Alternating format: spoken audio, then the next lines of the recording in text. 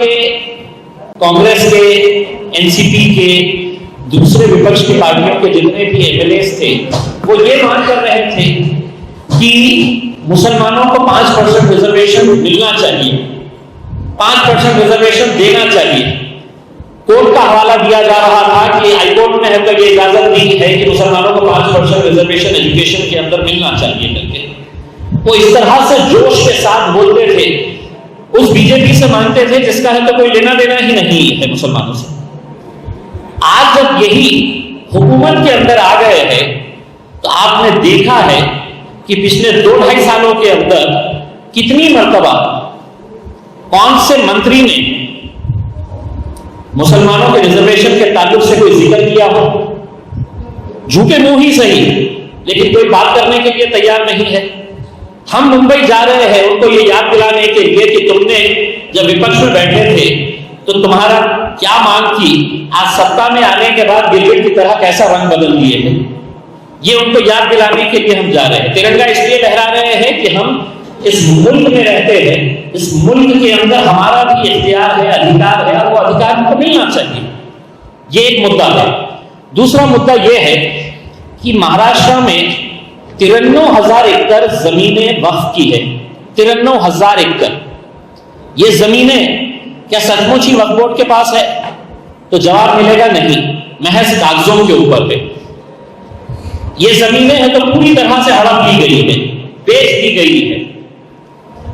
और गवर्नमेंट चाहे किसी की भी हो, मैं तो हम दावे के साथ कहते हैं कि सबसे ज्यादा वक्फ की जमीनों की धांधलियां जो की गई है वो कांग्रेस और एनसीपी के दौरे हुकूमत में की गई थी। करोड़ों रुपए की जमीनें बंदर बाट किया गया था उसका, और वो खत्म कर दी गई।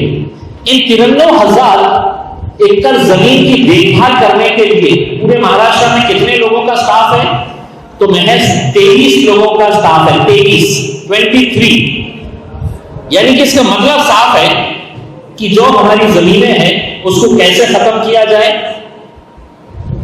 पूरी तरह से ये जो मुसलमानों का इख्तियार है, उसके ऊपर हक है, अधिकार है, वो पूरी तरह से खत्म करने की सभी सरकारों ने कोशिश की है। ये एक उनको याद दिलाने के लिए हमने पिछले वक्त हम गए थे मुंबई में जाके, जो सत्ता में बैठे हैं हम उन्हीं से मांगेंगे। तो आज सत्ता में बैठे हुए हमने पवार साहब के साथ मीटिंग करी और हमने ये कहा कि आप महाराष्ट्र वक्फ बोर्ड को 500 करोड़ रुपए का पैकेज दीजिए, ताकि जितनी हमारी जो खुली जमीनें हैं उसके ऊपर हम कमर्शियल स्पेसेस बना सकते हैं, स्कूल्स बना सकते हैं, तालीमी इदारे हम खड़े कर सकते हैं।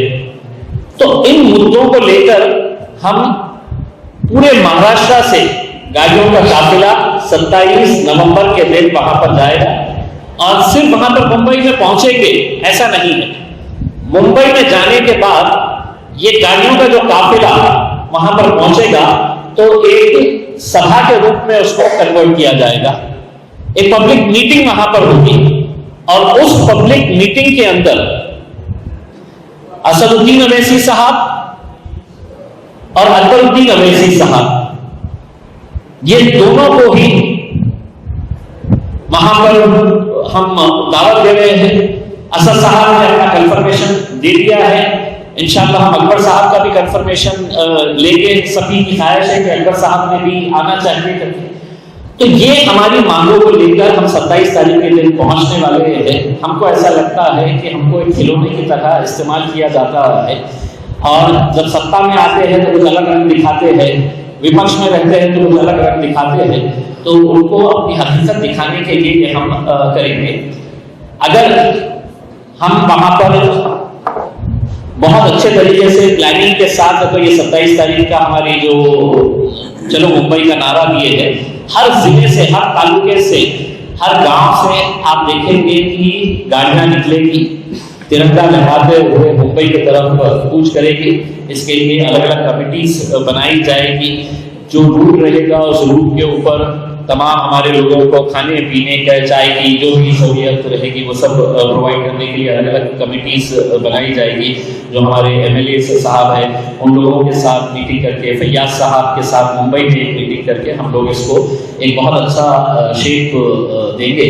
और इतना यकीन दिलाते हैं कि महाराष्ट्र के इतिहास के अंदर किसी ने ऐसा नजारा नहीं देखा होगा कि पूरा महाराष्ट्र मुंबई की तरफ जाएगा तिरंगा लहराते हुए। तो आप लोगों का भी सहकार्य की जरूरत है। तो आज की मीटिंग के ताल्लुक से ये कुछ अहम फैसले लिए गए थे। आप लोगों के अगर कुछ सवाल है तो यकीनन इंशाल्लाह उसको असदुद्दीन अवैसी साहब जवाब देंगे। करें, हम बात करें। हाँ आप थोड़ा सा